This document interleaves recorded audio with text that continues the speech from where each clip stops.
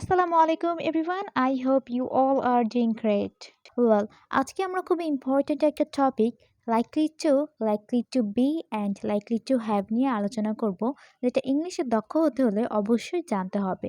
কথা না বাড়িয়ে চলুন আমরা আমাদের ভিডিওটা স্টার্ট করি। প্রথমেই আমরা দেখে নিব লাইকলি।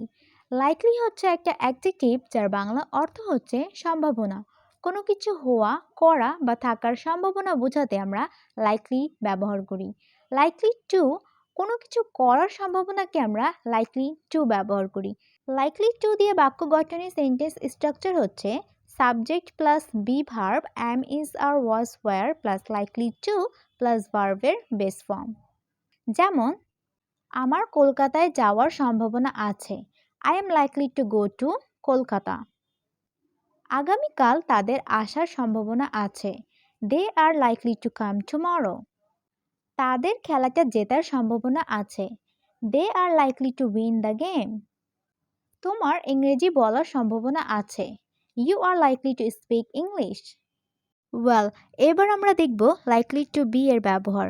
কোনো কিছু হওয়ার সম্ভাবনা থাকলে আমরা লাইকলি টু বি ব্যবহার করি। কোনো কিছু হওয়ার ইংলিশ হচ্ছে বি, সেজন্য আমরা লাইকলি টু বি ইউজ করব। যেমন, তার অসুস্থ হওয়ার সম্ভাবনা আছে। He is likely to be ill. আমার একজন ডাক্তার হওয়ার সম্ভাবনা আছে। I am likely to be a doctor. আমার সফল হওয়ার সম্ভাবনা আছে। I am likely to be successful. তার মা হওয়ার সম্ভাবনা আছে। She is likely to be a mother.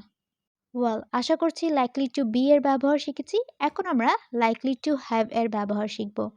কোনো কিছু থাকার সম্ভাবনা বোঝাতে আমরা লাইকলি টু হ্যাভ ইউজ করি, কারণ হ্যাভ এর বাংলা অর্থ হচ্ছে আছে বা ছিল। সেক্ষেত্রে আমরা লাইকলি টু হ্যাভ ইউজ করি। যেমন, তার কাছে গাড়ি থাকার সম্ভাবনা আছে। He is likely to have a car. হামিমের কাছে আমার নাম্বার থাকার সম্ভাবনা আছে। Hamim is likely to have my number. তার কাছে টাকা থাকার সম্ভাবনা আছে। He is likely to have money. সোয়াল, এখন আমরা খুব ইজিলি সম্ভাবনা নিয়ে ইংরেজিতে কথা বলতে পারবো। এরকমই কোনো একটা সেন্টেন্স আমাকে ইংলিশে কমেন্ট করে অবশ্যই জানাবেন। সবাই ভালো থাকবেন। আসসালামু আলাইকুম।